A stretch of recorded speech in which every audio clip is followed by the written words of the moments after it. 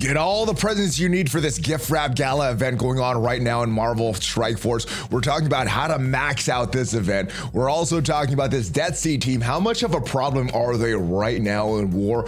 And we got the rest of your questions from the mailbag because it's the first video of the week. So if you're ready for this special Tuesday edition of the Monday mailbag, then you know what to do, Valley Club. Find that like button. Let's go smash it.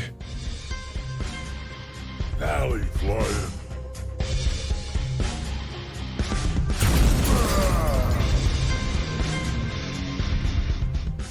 Hello. What is up, Valley Club? Welcome back to the ValleyFlyin channel. I am ValleyFlyin. I hope you're having a great holiday week. I hope you've had a great holiday weekend. And if this is your first time on the ValleyFlyin channel, we talk about Marvel Strike Force here in this channel. At least 5 Marvel Strike Force videos per week on this channel. Usually it's a lot more. So if you haven't already, hit that subscribe button for the latest news in Marvel Strike Force, question and answer videos like this, gameplay, and a lot more to help your Marvel Strike Force experience. Make sure you hit that subscribe button and hit that notification bell so you know as soon as a new video goes up. We are talking about the Monday mailbag, all of your questions from Discord, and I do want to give a big shout out to everybody that left a question on the Discord. And if you want to get your question featured in one of these Monday mailbags that we sometimes do on Tuesday, we're probably doing next week's one on Tuesday as well because of New Year's Day.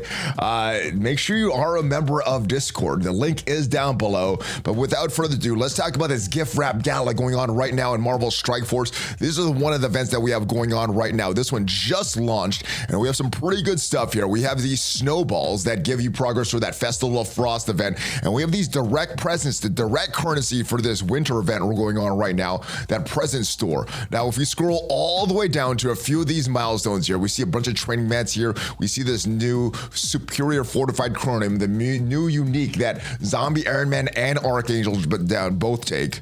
But milestone 25, this is where we need to get to for this Cap's beanie. This is the major, one of the major point pieces for that Festival of Frost event. And if we scroll down to this milestone 27, we'll see we have more of these silver flash bits. You could use these to purchase that Drax costume, that Groot costume if you want those, or you could let them convert for normal conversion credits. But the scoring on this event is all about spending campaign energy. Now for these, if you're just doing your 50 core refreshes, that should be about 2,000 energy or so. It's actually a little bit more over that because you're getting 12 energy per hour. So in one total day, you're getting 288 energy. You're getting 240 free energy per day because you have 80 in that free energy. You'd add 3 times a day. That's 240 additional energy. You're getting 480 if you do 4 of the 50 core refreshes of your energy, and then you get another 100 from the web store. So all in total of that is 1,108 energy. So just rounding down for this event, if you're spending 2,000 from energy just on that, you know, that's 14,000 points just in the energy for this entire event. And where the majority of the points in this event is going to come from is earning these alliance credits. Now, normally you could just do these 50, donate to 50,000 cores or gold and stuff. But for this event in particular, or the 10,000 gold, excuse me. For this event total, I would recommend having you or your alliance do this 50 core donation or this 100 core donation.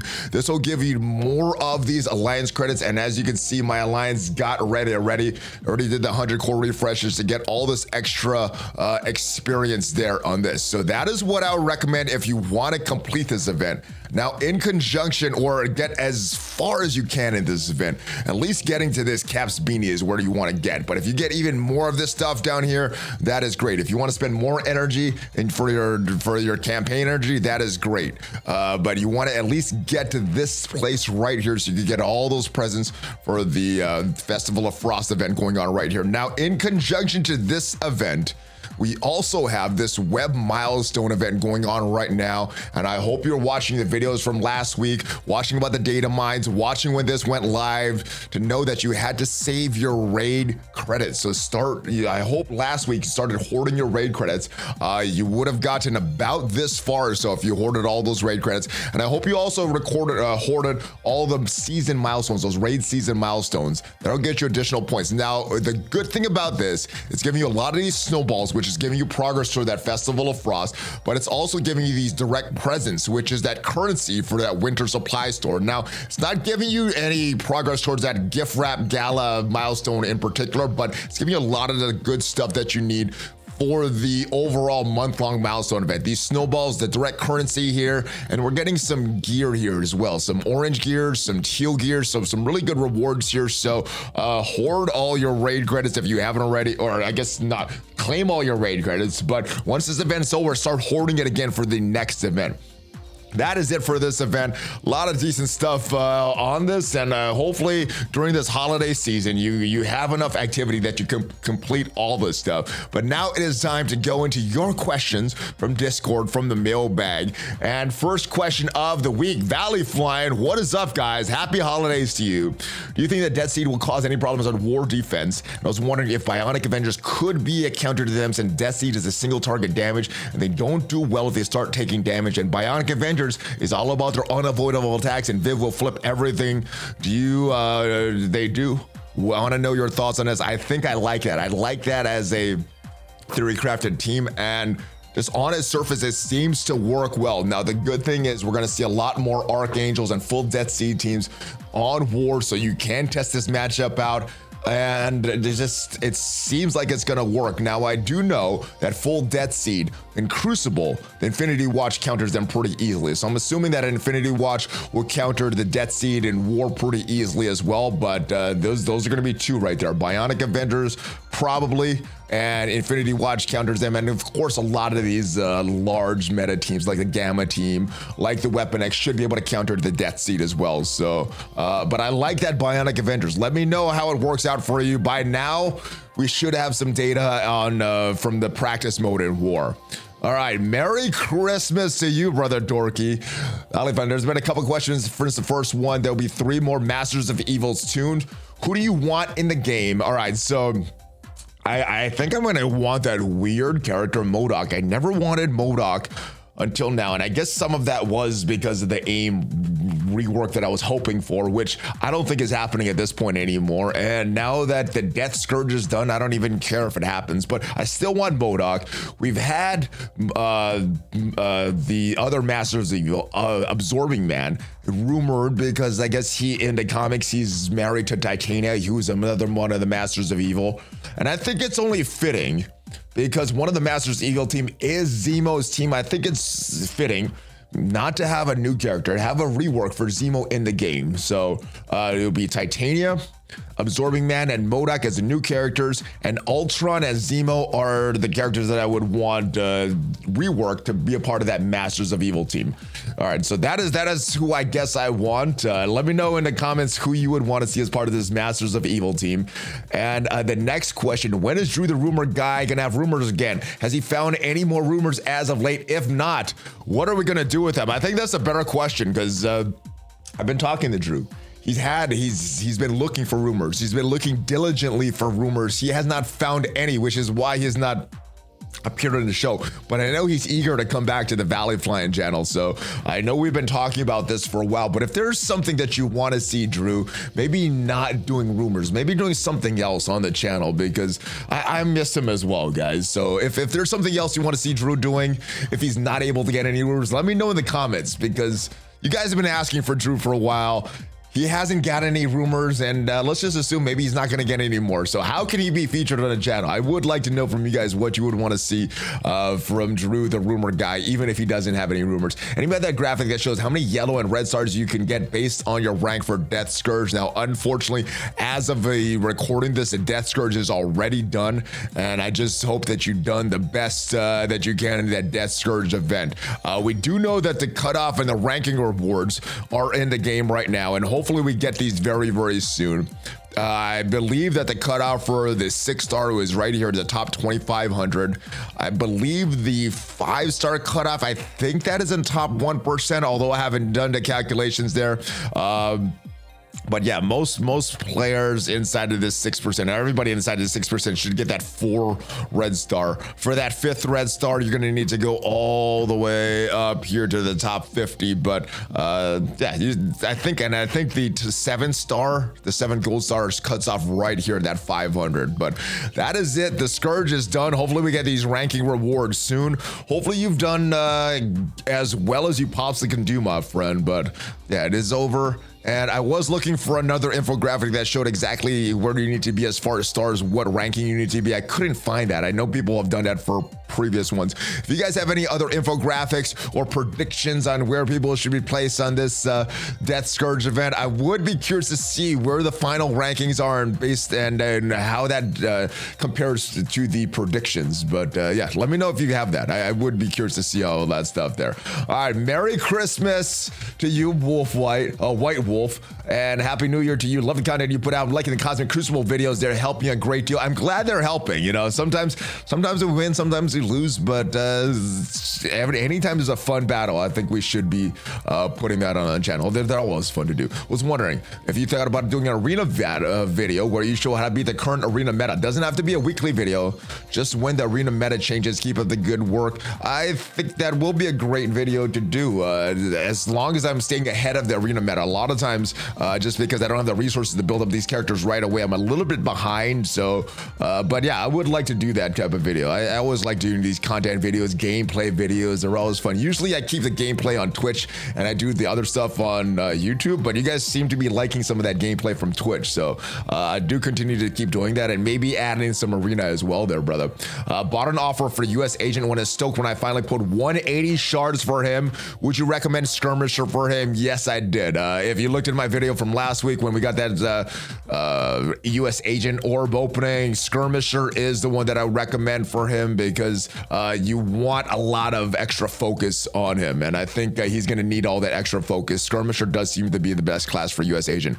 Next question, looking ahead at the Rebirth team, what ISO 8 class and T4s would you recommend for each character? So let's go look ahead at some of these other characters. Maybe not Captain America, Winter Soldier, but let's go look ahead at Captain Carter and at an Agent Venom. I think we already gave the recommendation for US Agent on my previous video, but let's go take a look at the new characters, Captain Carter and Agent Venom. All right, so Captain Carter, let's look at her T4s. Now her safety, attacking the primary target, 176 damage, 15% piercing, regeneration to the most injured ally if that ally is rebirthed, 2 regeneration instead. This is a great candidate for that striker class because of that regeneration. I'm thinking that this may be the only heal that they're gonna get, or she's gonna be the only healer, so that'd be a great class for her, just to get more regeneration on this, because this happens on not just her basic but also that safety as well. The basic, the T4 for that gives more damage to the primary secondary targets, and you're getting 2 regeneration instead of 1. That doesn't apply to the safety, but that does apply to that basic instead for 2 turns. So that's a great one, but it doesn't affect this assist and counter chance. They're already having that 2 turn. Revive a Rebirth ally with 60% instead of that 30% base health. That does seem like a very good one. It's a 4-turn cooldown, so I do like this T4 as well. 100% damage to all targets, which is great. Safeguard for 2 turns to self and Rebirth allies. Now that is only going to be in raids, but that's where you're going to do this, only going to be using this team. So that looks like a good one as well. And then this one affects the entire team in raids. When any Rebirth ally drops below 30% fall for the max for the first time, heal that character for 30% of this character's max health. That's an excellent one. So I like the passive. I like the ultimate. I think we could wait on the special, although that one will be important down the road. 30% all the way to 60%, reviving that. I think that's going to be a great one. And I think there is a strong case to be made for this basic with that extra regeneration, 2 turns instead of 1. Let's move, and I'm liking Striker right now. Obviously, we would need more testing. We'll do some more testing on the playtest server and on the real server when I get these guys, but I'm thinking Striker striker right now. Let's look at Agent Venom and look at what his safety is. Assist counter chance is attacking the primary target for damage, piercing, and defense down, and applying bleed. So this looks like a very good one, although I don't know if we need striker for this one. You're having a lot of bleeds, flipping negative effects. So I think skirmisher could be a great class for Agent Venom, at least in the beginning, till you get that focus and that resistance that you want on him.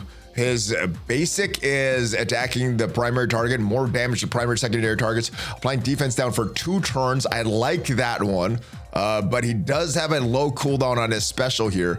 50% on all attacks, and while that doesn't seem good, it's actually 150% piercing more damage, because you're doing the first attack, you're getting a second attack, and you're getting a second and third attack, and you're getting a fourth attack if you have 3 or more Rebirth allies as well. So that could be not just 150 but 200% extra piercing, and a rate flipping a positive effect to a negative effect on each attack. This could be very, very good. So I do like this, even though it's just damage. Normally I don't like the damaged ones. It's only a 3-turn cooldown as well. Now, as far as the ultimate, 25% additional damage for each positive and negative effect on the primary target. This could be some big damage from Agent Venom.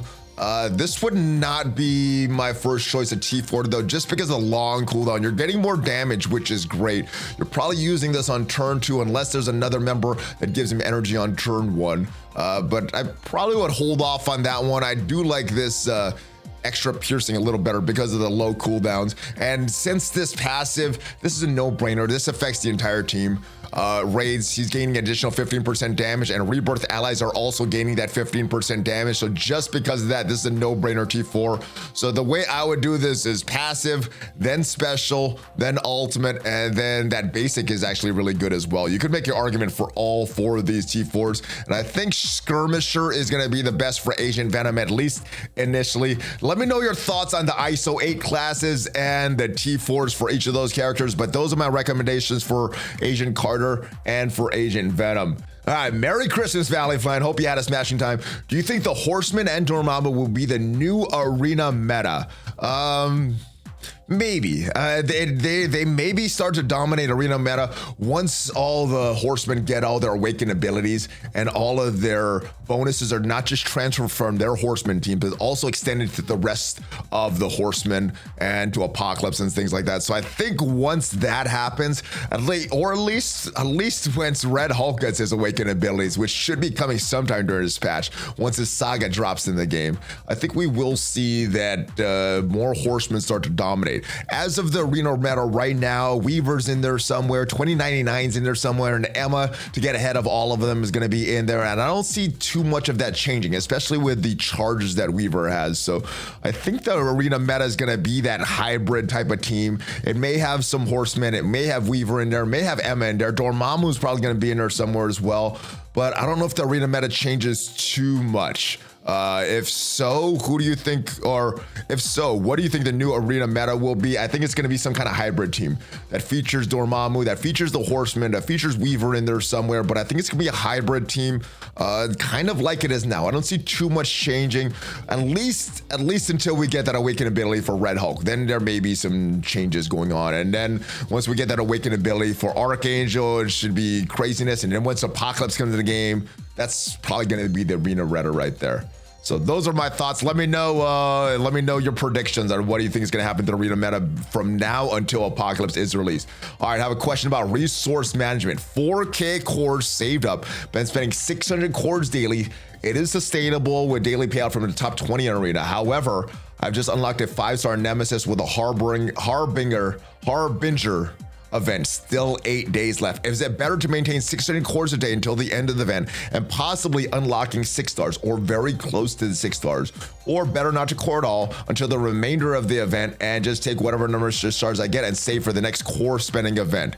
The dichotomy of investing in an exceptional horseman team for Apocalypse, or investing in a much needed bio team for upcoming Doom 4 raid. So, well, we don't know if Doom 4 is coming out. I think everybody assumes Doom 4 is coming out just because of that new Rebirth team. So they're probably going to be needed for that. So right now, though, all we have is Doom 3. So I don't know if you need to be rebuilding your Rebirth for Doom 3.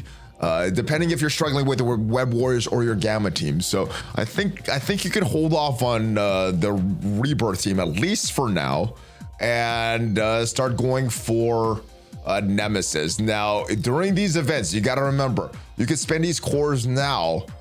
If you hold these cores and don't spend it and wait till later, you may never get to spend cores for these shards again, at least until these characters become farmable. So for these limited time events, I'm definitely gonna do all the 50 refreshes. I always do the 50 refreshes, and I try to at least get to the heroic section now. It used to be the hard section, but I at least try to get to that main section once per day, getting all the shards there. And then sometimes if I miss one of those free energy refreshes, I'll do some of the hundreds to try to make up that. But I make sure I at least get that. And if I want additional shards, I'll spend some of those 100 refreshes. But I think that Nemesis is valuable enough character, especially with him being a horseman character, him being in that mutant raid section team solution, that I think he's going to be valuable for you. So if it were me and I was getting good luck with some of these orbs, I would try for that 6-star. It will save you some money in the present store that you can spend on other characters down the road. So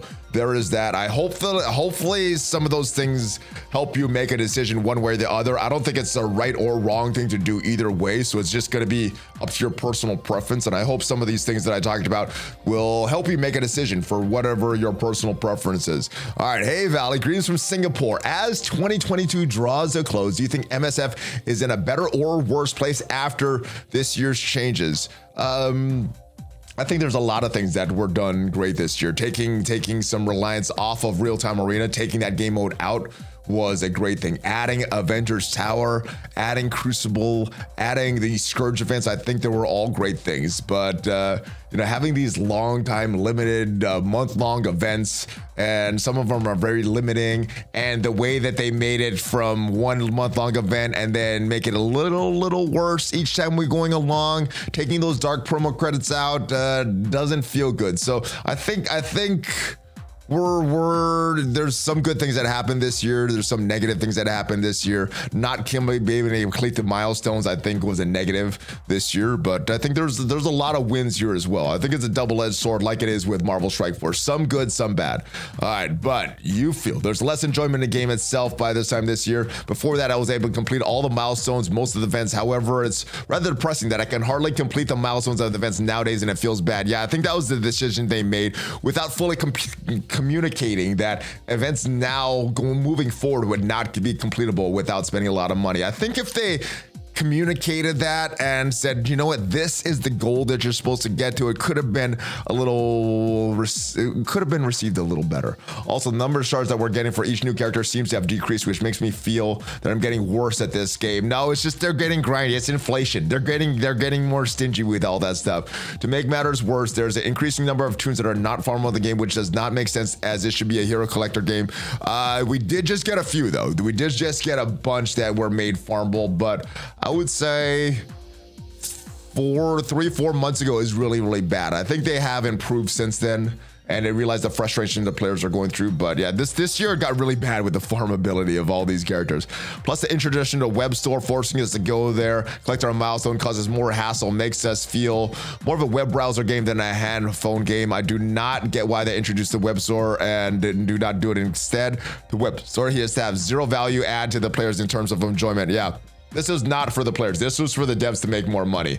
Adding that to the store, getting us to log in every day to the store, getting us to scroll past all those hours, that was a dev's decision. That's not for the players. That doesn't make it easier for us. That doesn't make it a more enjoyable game experience for us. But yeah, that is a little negative that happened this year. It was even worse beforehand when the sites were slow and people couldn't log in. It's gotten a little better with the speed of the site, but yeah, I'd rather use one app instead of going to a few different apps and going back and forth. I guess that would be a negative thing in the game. The positive note was the introduction of new game mode like Cosmic Crucible, which introduced single player PvP to the mode and makes it more exciting. However, it seems that one season of CC seems to last rather long. I'm not sure if that was intentional though. I think they wanted to last a certain amount of time, which is why they sent out those rewards last week, because they extended it. They extended it even more. Hopefully it does not mirror last season length we have for the seasonal milestone orbs. I think one season lasted more than a year. Yeah, those seasonal milestone orbs are horrible. And yeah, we've had one season since they announced that, right? All right, a pocket dimension tower were interesting, however, not game-changing, given how rare these rewards, these events occur, and these rewards seem to be outdated pretty quickly. I do like the last pocket dimension rewards. The first time was really good. The second time, I think they just duplicated or made it worse, and then they gave us some good rewards again for the last pocket dimension. So that's on a sliding scale. It could go up and down. Tower mode, I do like that. I thought that was fun. I thought that would be coming back every single month. I think we've gotten 3 iterations of that game mode, which is rather disappointing in this game. They spent all that time making that game mode. It's a fun game mode, pretty well received, and then we get it 3 times this year, if I'm remembering correctly. So that was rather disappointing, but let's say on a whole, there's positives and negatives in this game. In conclusion, your personal feelings, the game has gotten worse after this year, which can be seen from the CM hiring. We went from Zeke's to Archangel, which someone who, when we raise our concerns, downplay them, considering them first world problems. We raise our concern about events being tuned to difficulty, say it's because we suck. That's not necessarily true. I mean, initially, Archangel was a little rough when he first started, right? He was saying about, oh, you should be fine if your line doesn't suck, which was a challenging event. And he said some things that probably shouldn't have said publicly, but I think he's been doing a lot of things behind the scenes. A lot of the stuff that we've gotten, that rewards, that raid, that campaign energy that got extended from 100 to 120. I know Archangel was pushing for that. Some of the compensation we've gotten for some of the boneheaded moves that Scopely does, he's really pushed for that. So I think he's trying his best. I think overall it has improved. I don't know if the community can see all that stuff, but I see a lot of what he's doing in the Envoy chat. So it wasn't as error-free as the introduction of Zeke's, but I think Archangel is trying his best, and I think it's better with him here than without him here. That is it, though, guys. Hopefully you guys enjoyed this video. Hopefully it helps you guys in your Marvel Strike Force experience as we're moving through this holiday week. Hopefully you guys are staying safe with your family. Hopefully you guys are spending a lot of time with your family, and hopefully you guys are staying warm. I will see you guys next time. Hopefully you guys have a great rest of your day. Have a great rest of the holidays. If you want to leave a question for the next episode of these Monday mailbags, make sure you are a member of the Discord. Make sure you check me out on social media if you haven't already. Check out some of the sponsors if you want to support the channel, like Amazon Coins, TeePublic, BlueStacks. Awesome stuff down there, and check out some of my other videos as well. Have a great rest of your day. Hulk fist bump, ValleyFlyin out. I'll see you guys next time.